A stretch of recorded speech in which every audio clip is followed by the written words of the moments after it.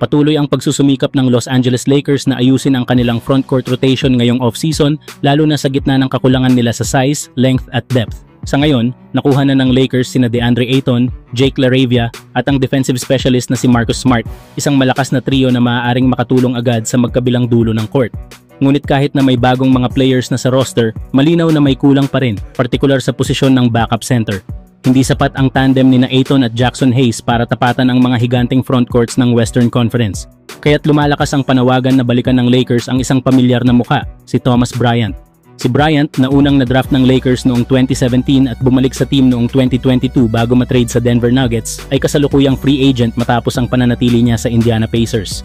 Sa kabila ng limitadong minuto, naging parte siya ng rotation ng Pacers sa playoffs kung saan nakapaglaro siya ng higit 8 minuto kada laro sa 20 appearances. Bagamat hindi kilala bilang elite defender, maaasahan si Bryant sa rebounding, shooting at finishing. Meron siyang 65.2% shooting percentage sa kanyang career, isang patunay ng kanyang offensive efficiency. Kung bibigyan ng pagkakataon, maaari siyang maging mas magandang option kaysa kay Hayes bilang backup big man. Bukod dito, maganda rin ang potensyal niyang maging pick and roll o pick and pop partner ni Luka Doncic, isang aspeto na bihirang makita sa mga free agent na abot kaya lang ng Lakers sa veteran minimum. Bagamat hindi si Bryant ang solusyon sa lahat ng problema ng koponan, isa siyang practical at realistic na piraso para palakasin ang depth ng frontcourt rotation. Samantala, hindi na nagpatumpik-tumpik pa si Luka Doncic. Personal niyang ni-recruit si Marcus Smart para lumipat sa Los Angeles Lakers.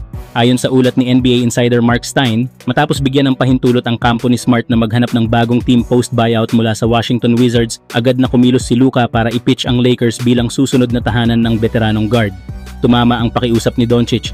Resonated, ayon kay Stein, malinaw na naging epektibo ang mensahe ng superstar guard. Resulta nito, inaasahan na pipirma si Smart ng 2 taong kontrata na nagkakahalaga ng $11 million sa Lakers, ayon kay Shams Charania ng ESPN. Para kay Luka, hindi lang ito tungkol sa kompetisyon. Gusto niyang palakasin ang Lakers hindi lang sa talento kundi pati sa mentalidad at depensa, at si Marcus Smart ang perpektong piraso para dyan. Ayon sa source, malinaw ang layunin ni Luka. Pasayahin ang fanbase, palakasin ang koponan at simulan ang bagong era ng Lakers habang unti-unti nang lumalapit ang pagtatapos ng karera ni LeBron James. Sa edad na 31 years old, si Smart ay may dalang matinding depensa at veteran presence. Nitong nakaraang season, naglaro siya para sa Grizzlies at Wizards at nagtala ng 9 points, 3.2 assists, 2.1 rebounds at 1.1 steals per game.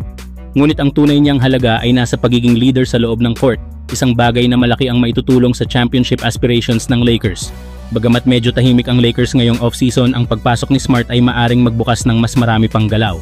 Sa pagkakaroon ni Luka Doncic, LeBron James, DeAndre Ayton at ngayon ay Marcus Smart, unti-unting nabubuo ang bagong core ng Los Angeles. Samantala, si Austin Reeves ngayon ang nasa gitna ng isang may init na trade proposal para sa Los Angeles Lakers.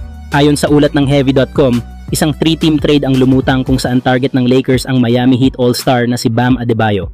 Sa naturang plano, makukuha ng Lakers si Adebayo habang mapupunta naman sa Heat sina Reeves, Gabe Vincent, Dalton Knecht at isang 2031 first-round pick. Samantala, makakakuha ng Atlanta Hawks ang stretch big man na si Maxi Kleber mula sa Lakers kapalit ng pag-absorb sa kanyang $11 million na expiring contract.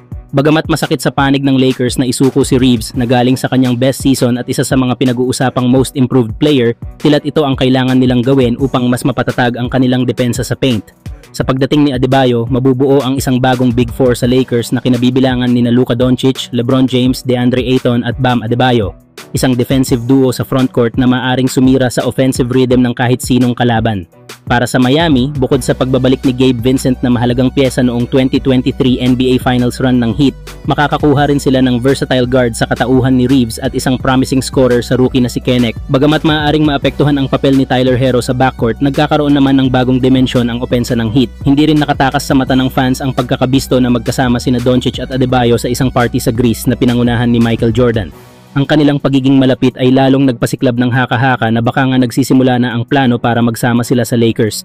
At kung kailan papapalo sa halos $50 million kada taon ang kontrata ni Adebayo simula 2026-27 season, mas lalo itong nagbibigay ng urgency para sa mga teams na gustong kunin siya habang mas manageable pa ang kanyang $37 million salary sa 2025-26 season.